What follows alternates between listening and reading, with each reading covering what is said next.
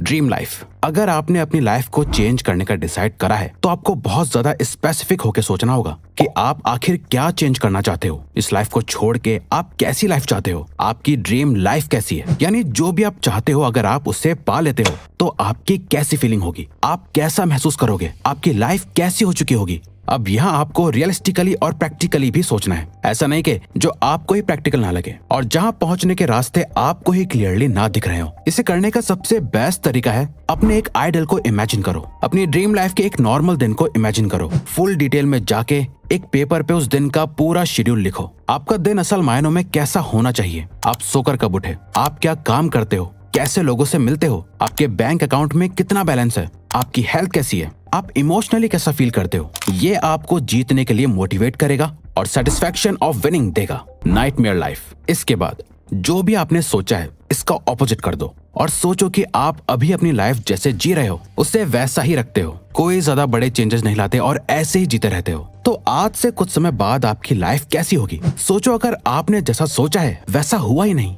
और आप वो लाइफ जी रहे हो जो आप जीना नहीं चाहते, तो ये होगी आपकी नाइटमेयर लाइफ। अगर लेजी हो, मेहनत नहीं करते, आप अभी पूरा दिन जंक फूड खाते हो, वर्कआउट नहीं करते, तो इससे इमेजिन करो कि आज से कुछ साल बाद सोचो कि आप कितने मोटे और अनहेल्दी हो चुके होंगे। अगर आप सोशल मीडिया और गलत चीजों से एडिक्टेड हो तो सोचो आज से 5 साल बाद आपके माइंड और सेक्सुअल हेल्थ की क्या हालत होगी। आपकी लाइफ एक नाइटमेयर बन चुकी होगी। इसीलिए तो आपको इसके बारे में सोचना बहुत जरूरी है ताकि आप इस मीडियोकर और एवरेज लाइफ से डरो और इसे चेंज कर पाओ।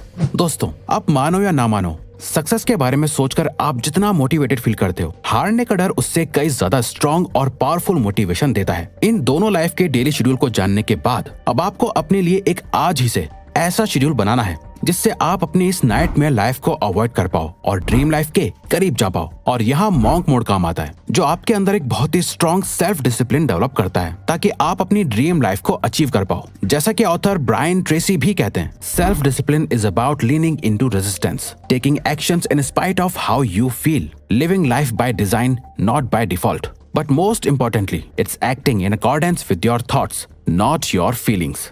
सेल्फ डिसिप्लिन का मतलब ही है रेजिस्टेंस मोड में जाना। आप चाहे कैसा भी फील कर रहे हो फिर भी वो करना जो सही है। लाइफ को खुद डिजाइन करके जीना, डिफॉल्ट में नहीं। और सबसे जरूरी, अपने थॉट से एक्शन लेना, ना कि अपने फीलिंग्स के अकॉर्डिंग एक्शंस लेना। तो अपनी कुर्सी की पेटी बांध लो और मॉन्क मोड में एंटर हो जाओ। इसके लिए करना क्या क्या है आइए जानते हैं। Monk mode protocol. Monk mode में क्या क्या नहीं करना है आप समझ चुके होंगे। अब क्या करना है वो समझते हैं। इस मॉन्क मोड के दौरान आपको 3 नॉन नेगोशिएबल चीजों की लिस्ट बनानी है और ये वो चीजें हैं जिन्हें आपको हर दिन फॉलो करना है, चाहे कुछ भी हो जाए। कुछ भी, आपको ये 3 चीजें तो करनी ही करनी है। पहली है 30 मिनट मेडिटेशन। दूसरी एक्सरसाइज, किसी भी तरह की एक्सरसाइज, बस आपको अपनी बॉडी को किसी भी तरह के प्रेशर में डालना है। और साथ ही थर्ड है एक बहुत ही स्ट्रिक्ट हेल्दी डाइट को फॉलो करना है। अब ऐसा क्यों करना है? तो ऐसा इसलिए करना है क्योंकि ये 3 चीजें आपकी बॉडी और आपके माइंड के लिए फ्यूल की तरह काम करेगी ताकि आप पूरे मॉन्क मोड के दौरान अपना बेस्ट दे पाओ। आप चाहो तो अपने हिसाब से इस लिस्ट में और भी कुछ चीजें ऐड कर सकते हो, जैसे 8 घंटे की नींद लेना, बुक पढ़ना या कुछ भी। इतना सब करने के बाद आपका मॉन्क मोड का शेड्यूल कुछ इस तरह दिखेगा। सुबह उठो, 1 गिलास भर के पानी का पियो, 30 मिनट के लिए मेडिटेशन करो, एक मॉर्निंग वॉक पे जाओ, सनलाइट लो, अपनी बॉडी को मूव करो, एक्सरसाइज करो या जिम जाओ और फिर काम पर लग जाओ। दिन में एटलीस्ट 2-4 घंटे के डीप वर्क सेशन करो, उसमें अपने सारे काम को फिनिश करो। बीच बीच में 15 से 30 मिनट्स का ब्रेक भी लो, पर याद रहे नो सोशल मीडिया। चाहे आप एक स्टूडेंट हो या वर्किंग प्रोफेशनल, आप जो भी काम कर रहे हो सारे डिस्ट्रैक्शंस को हटा के बहुत ही इंटेंस फोकस के साथ कंप्लीट करो। ज्यादा किसी से कोई फालतू बात मत करो, अपने काम से काम रखो। पूरे दिन एक healthy protein rich diet follow करो। दिन में कम से कम 3 लीटर पानी पियो और लास्ट रात में सोने से पहले एक बुक के कुछ पेजेस पढ़ो। अगले दिन उठो और सेम चीज रिपीट करो। इससे आप कुछ ही टाइम में एक ऐसे इंसान बन जाओगे जिसे देख के आपके आसपास के लोग भी कहेंगे तुम पहले से बहुत बदल गए हो। नाउ मॉन्क मोड की सबसे जरूरी बात जिसके बिना आपका मॉन्क मोड किसी काम का नहीं, वो है एक purpose driven life. Purpose driven life.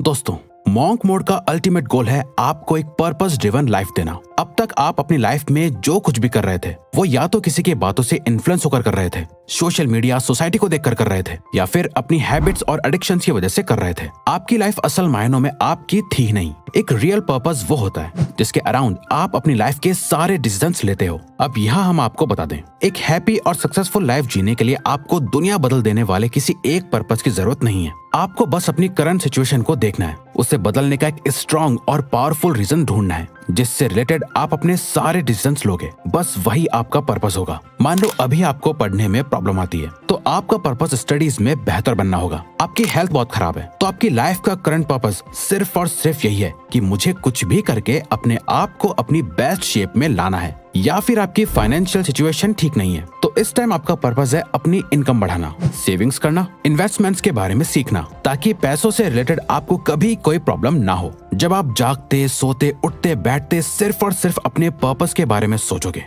और पूरे मॉन्क मोड के दौरान सिर्फ उसी एक चीज पे काम करोगे, तब जाके आप बाकी के 95% लोगों से आगे निकल पाओगे। दोस्तों प्यास एक बार किसी रेलवे प्लेटफॉर्म पर जब गाड़ी रुकी तो एक लड़का पानी बेचता हुआ निकला।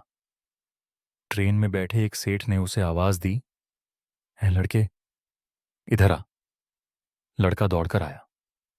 उसने पानी का गिलास भरकर सेठ की ओर बढ़ाया तो सेठ ने पूछा, "कितने पैसे में?" लड़के ने कहा, "25 पैसे।"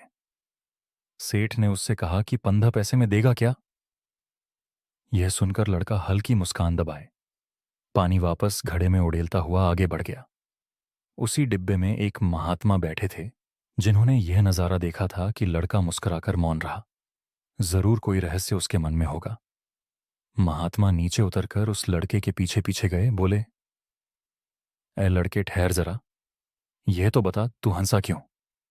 वह लड़का बोला, "महाराज, मुझे हंसी इसलिए आई कि सेठ जी को प्यास तो लगी ही नहीं थी, वे तो केवल पानी के गिलास का रेट पूछ रहे थे।" महात्मा ने पूछा, "लड़के, तुझे ऐसा क्यों लगा कि सेठ जी को प्यास लगी ही नहीं थी?"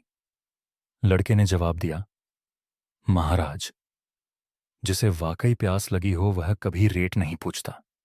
वह तो गिलास लेकर पहले पानी पीता है, फिर बाद में पूछेगा कि कितने पैसे देने हैं। पहले कीमत पूछने का अर्थ हुआ कि प्यास लगी ही नहीं है। वास्तव में जिन्हें ईश्वर और जीवन में कुछ पाने की तमन्ना होती है वे वाद विवाद में नहीं पड़ते, पर जिनकी प्यास सच्ची नहीं होती वे ही वाद विवाद में पड़े रहते हैं। वे साधना के पथ पर आगे नहीं बढ़ते। अगर भगवान नहीं है तो उसका जिक्र क्यों, और अगर भगवान है तो फिर फिक्र क्यों? तो मंजिलों से गुमराह भी कर देते हैं कुछ लोग। हर किसी से रास्ता पूछना अच्छा नहीं होता। अगर कोई पूछे जिंदगी में क्या खोया और क्या पाया, तो बेशक कहना, जो कुछ खोया वो मेरी नादानी थी, और जो भी पाया वो रब अब गुरु की मेहरबानी थी। खूबसूरत रिश्ता है मेरा और भगवान के बीच में ज्यादा। मैं मांगता नहीं और वो कम देता नहीं। जन्म अपने हाथ में नहीं, मरना अपने हाथ में नहीं, पर जीवन को अपने तरीके से जीना अपने हाथ में होता है। मस्ती करो, मुस्कुराते रहो, सबके दिलों में जगह बनाते रहो। आजीवन का आरंभ अपने रोने से होता है और जीवन का अंत दूसरों के रोने से। इस आरंभ और अंत के बीच का समय भरपूर हास्य भरा हो। बस यही सच्चा जीवन है।